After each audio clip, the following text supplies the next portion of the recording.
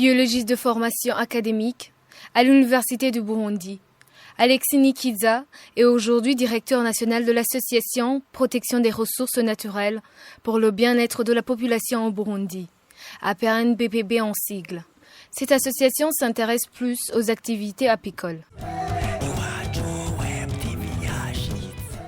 À 36 ans, il est père des enfants. Grâce à sa compétence, Alexis est entré à l'APRNBPB. Je suis père de 2 enfants, une fille et un garçon. Au niveau de ma formation, j'ai fait l'école secondaire au lycée du Saint-Esprit. C'est là où j'ai terminé les humanités. Et ensuite, j'ai fait l'Université du Burundi en faculté de sciences, département de biologie.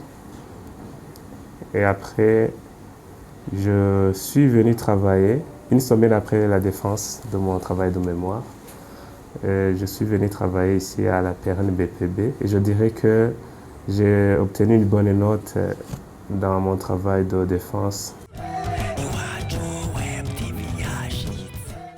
À Karusi, en commune Mutumba, la PRNBPB y a installé des ruchers. Nous avons choisi de développer cette activité d'une façon moderne pour, premièrement,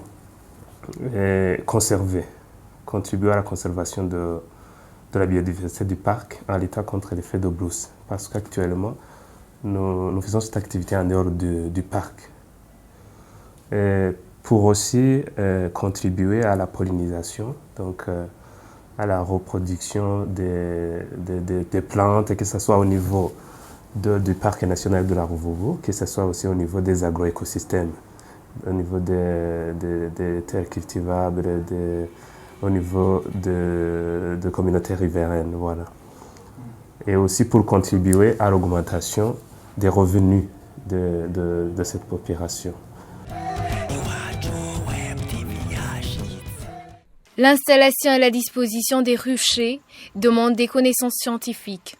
Donc, l'apiculture moderne nécessite un suivi des experts. D'abord, l'identification du lieu d'implantation d'un rucher, parce qu'on n'implante pas un rucher n'importe où. Ça doit être un lieu où les abeilles auront un accès facile à l'eau, accès facile aussi à des fleurs. Bon, et on doit aussi voir la topographie du lieu d'implantation, le vent, parce que les abeilles peuvent être dérangées par la direction du vent. Donc il y a d'abord le choix d'un lieu propice pour l'implantation d'un ruche. Ensuite, on passe alors à la construction du rucher en soi. La récolte du miel est faite par des apiculteurs et ils utilisent une machine. Après un certain temps, ça dépend des lieux. Il y a des lieux où on fait une récolte du miel 2 fois par an ou 3 fois par an, ça dépend. Alors il y a du matériel approprié pour faire cette récolte, notamment des enfumoirs qu'ils utilisent pour aller récolter le miel. Après ça, donc, il y a des cadres qui se trouvent à l'intérieur des ruches. On prend ces cadres, c'est sur ces cadres que le miel, plutôt que les abeilles fabriquent du miel. Alors ils prennent ces cadres, ils les mettent dans des extracteurs de miel. Et là, on tourne et puis on extrait le miel et on retourne le cadre dans la ruche pour attendre notre fabrication du miel par les abeilles.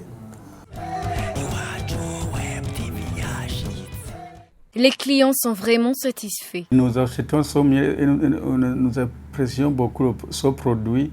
Et c'est un miel qui est bien traité, au niveau de transformation, c'est vraiment du miel de bonne qualité. La PRNBPB, contente de ses œuvres, et demande du soutien financier que technique. Nous avons besoin de beaucoup d'appui des partenaires, tant techniques que financiers, parce que nous sommes des organisations qui ont déjà démontré leur capacité de bien gérer, leur capacité d'atteindre des objectifs que nous sommes assignés, des capacités aussi de faire des changements avec des impacts visibles sur le terrain.